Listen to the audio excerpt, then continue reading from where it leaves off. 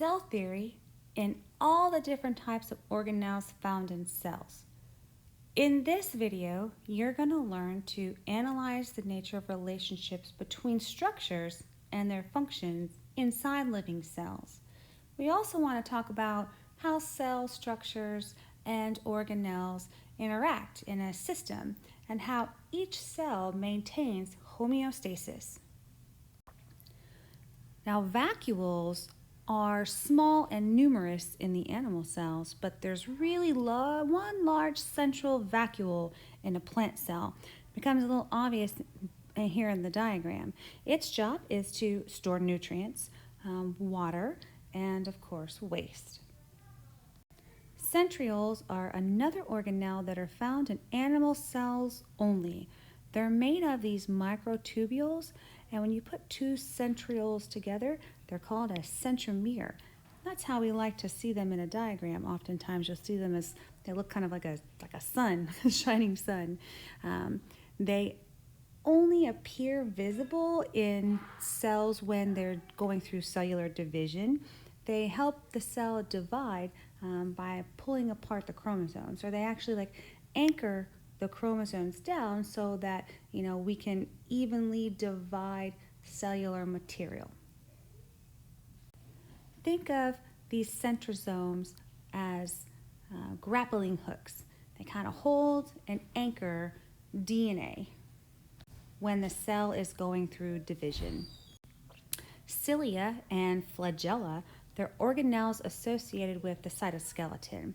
Cilia are these shorter, little hair-like, tiny oars, if you will, and flagella are these much longer, kind of whip-like tail-looking structures. Now, these are not found in plant cells. They are only found in animal cells and bacteria only. Recently, we've discovered that they have lots of different functions, but the main job of cilia is to move fluid across the cell's surface. And for flagella, its main function is for movement. It needs to move the entire cell through whatever extracellular environment or fluid that it's in. The image on the left shows sperm cells, which are, of course, animal cells that have flagellum tails, and they're all swimming towards an egg. And the image on the right shows microvilli, and that's on the outside of a human cell inside of the body.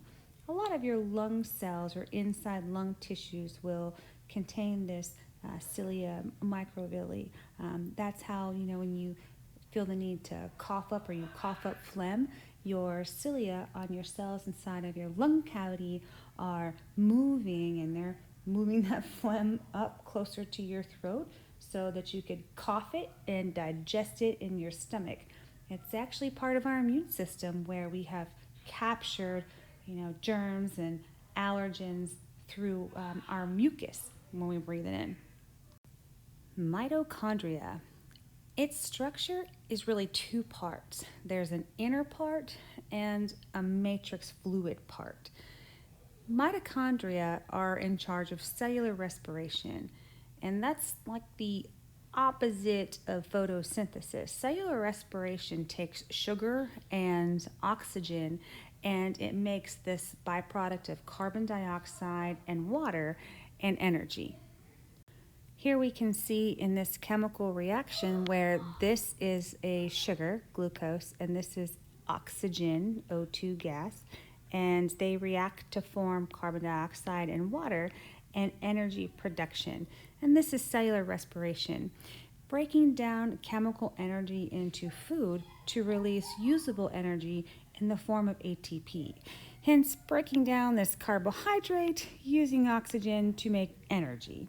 It's found in animal and in plant cells.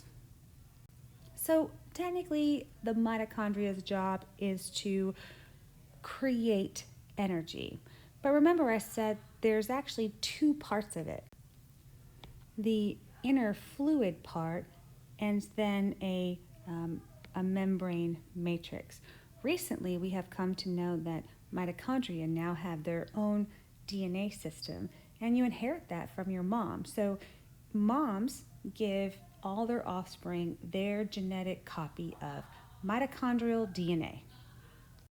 Chloroplast, a last, something that belongs to plant cells only.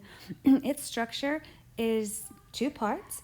It's filled with grana stacks and stroma fluid. So grana are the little pancake stacks that you see, and the stroma is the fluid, oftentimes kind of surrounding the grana stacks. So we have pancakes and syrup. So its job for chloroplast, it's green, that's where photosynthesis happens. Photosynthesis, the reverse of cellular respiration, takes carbon dioxide and water and it reacts to form sugar and oxygen. It converts light energy from the sun into chemical energy, and that's in the form of sugar. The cell wall is found in plant cells, and then it's also found in bacteria and fungi cells. So there's no cell wall in the animal cell. Its structure is made up of cellulose in plants, chitin in fungi, and this peptidoglycan in bacteria. And its main job is to protect the internal, very delicate structures and also help maintain the shape of that cell. A central vacuole is found in plant cells only. It's this massive central structure. It's like a storage center of a plant cell. They're very visible. Under a microscope, you cannot miss them. Sometimes you'll see a plant cell and its vacuole will be so filled that the vacuole will be like almost like taking up 99% of the cell, and all you can see is the rest of this. When the cell becomes more dehydrated, then you see the vacuole become really extremely small, and all of the other organelles become more visible under a microscope. It's practice time.